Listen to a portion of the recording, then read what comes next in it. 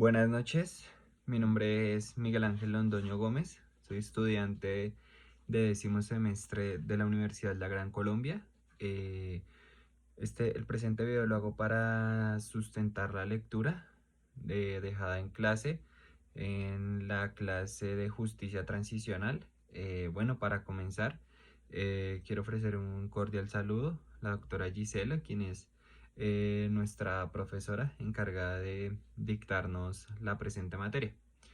En este video vamos a tratar la lectura denominada La proporcionalidad de la pena en la justicia transicional. El escritor es Javier Augusto Sarmiento Larte.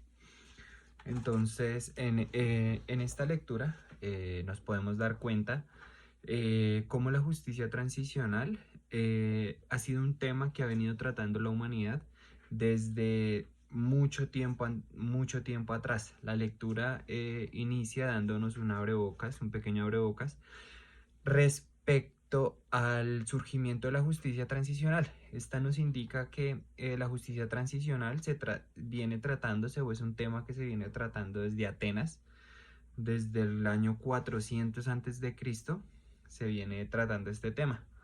La lectura nos cuenta también que pese a que es un tema muy antiguo, se volvió a tocar o se tocó en una medida en Chile, en un conflicto surgido en Chile hacia los años de 1830 más o menos, siendo esta retomada en serio y practicada en prácticamente la mayoría del mundo después de la Segunda Guerra Mundial, después del año de 1945. La justicia transicional básicamente, y en virtud a que para la fecha ya se había presentado tanto la Primera Guerra Mundial, que inicia en 1919, como la Segunda Guerra Mundial, que inicia en 1939 y finaliza en 1945, la justicia transicional lo que buscó fue tratar de castigar o de alguna forma hacer justicia respecto a los crímenes de guerra. ¿Esto qué quiere decir?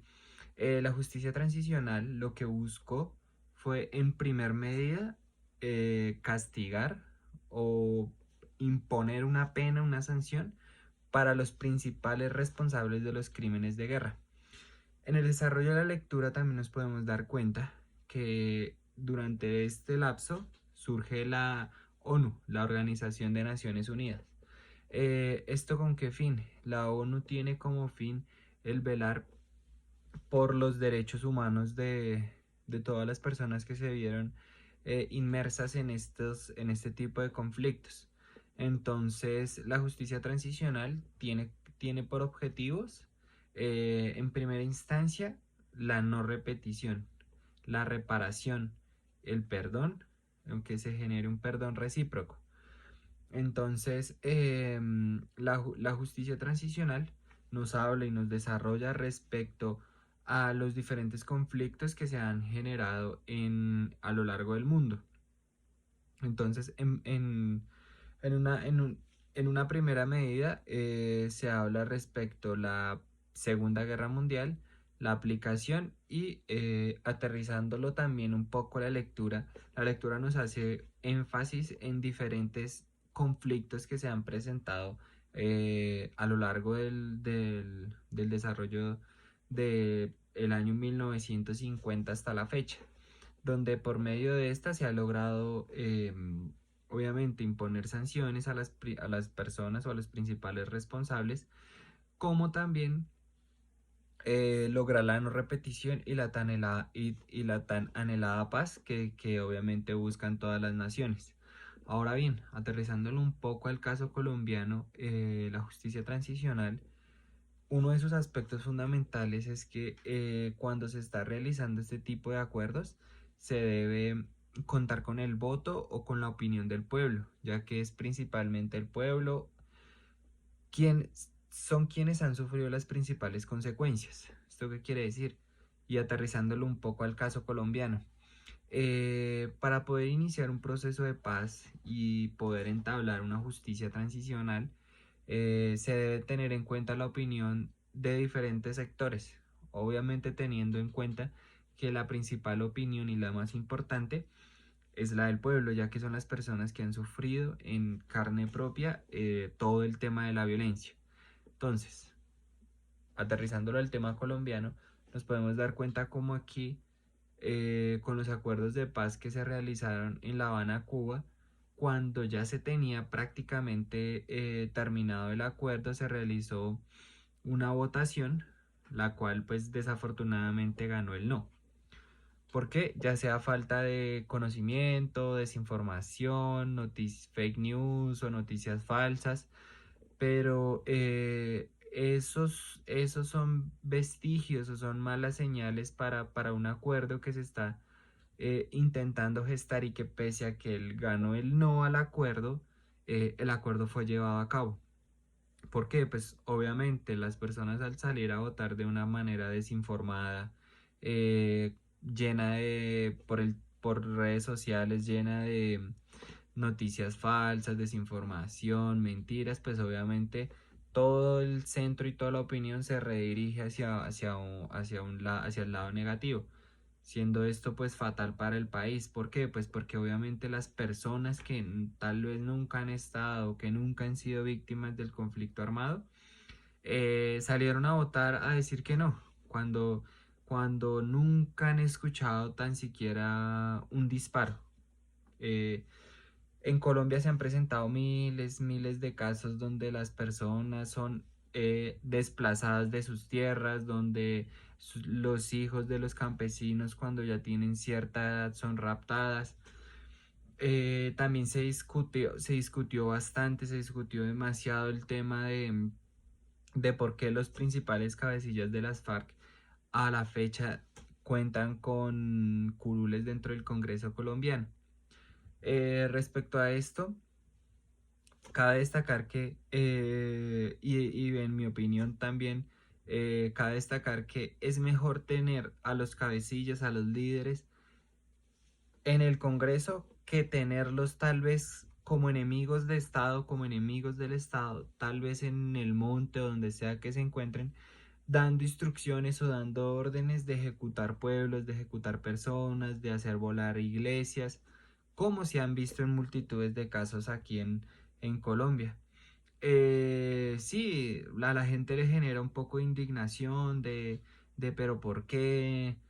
X cantidad de cosas, pero es que tal vez la gente que no está de acuerdo con que ellos estén en el Congreso o que votaron por el no, nunca les ha tocado vivir el tema del conflicto armado.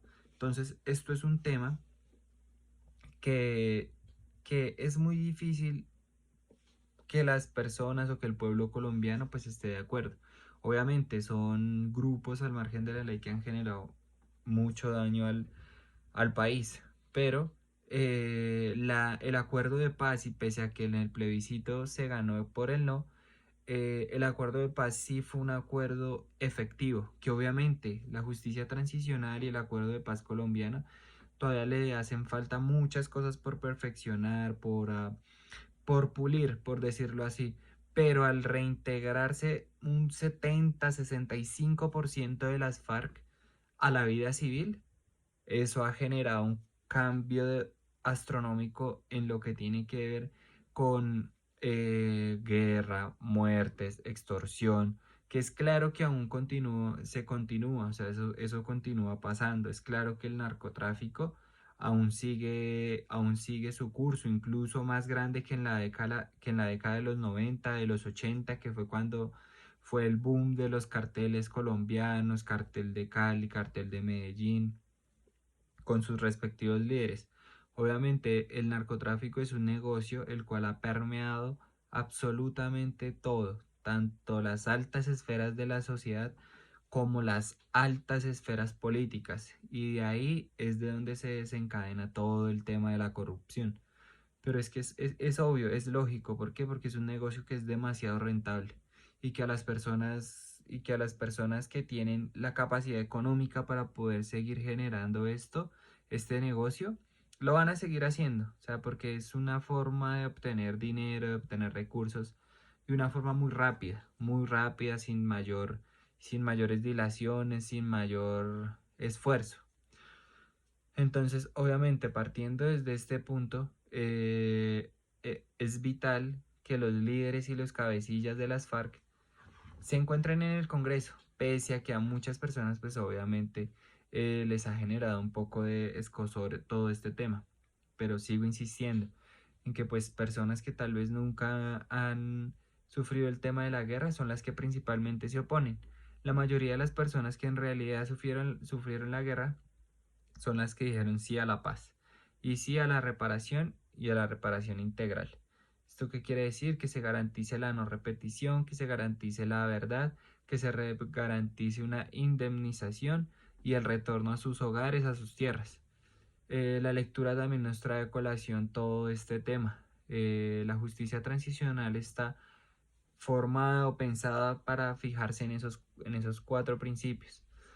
Entonces, que es claro que para la justicia transicional colombiana aún falta mucho, faltan muchas cosas por pulir, ya que pese a que existen programas de restitución de tierras, el juez puede restituir la tierra mediante un auto, mediante un oficio, pero lo complicado y lo difícil es ir y posicionarse nuevamente en ese territorio, ya sea porque aún está vigilado, comandado o patrullado por disidencias de las FARC, las que se denominan hoy día disidencias de las FARC, o porque simplemente ya hay personas, hay terceros que al ver la tierra baldía se han apropiado de una forma ya sea tenedor, poseedor. Entonces, son cosas que a la justicia transicional aún le hace falta por pulir. La lectura también nos trae a colación diferentes conflictos que se han presentado em, a lo largo del desarrollo de la humanidad, los cuales pues me permito brevemente mencionar algunos como para tenerlos de referencia. Entonces, aquí podemos encontrar que tenemos el primero en Argentina, el cual fueron crímenes que se cometieron durante una dictadura, la cual se desarrolló de 1976 a 1983. También nos menciona otro ejemplo, el cual es el de Bosnia-Herzegovina. Es el proceso de la disolución de la antigua Yugoslavia. Esto sucedió hacia el año 1994. También nos trae a colación el conflicto que se presentó en Camboya, en los cuales ellos estuvieron sumergidos en una dictadura por más de 30 años de Pol Pot. Esto se dio durante 1975 a 1979. También nos trae a colación otro conflicto, el cual sucedió en Costa de Marfil. El acuerdo de paz se da hacia el año de 2003 y creó un gobierno unitario en, en Costa de Marfil.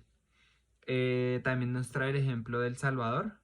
En El Salvador se presentó un periodo de guerra civil, el cual se desarrolló durante 1980 a 1992. Aparte,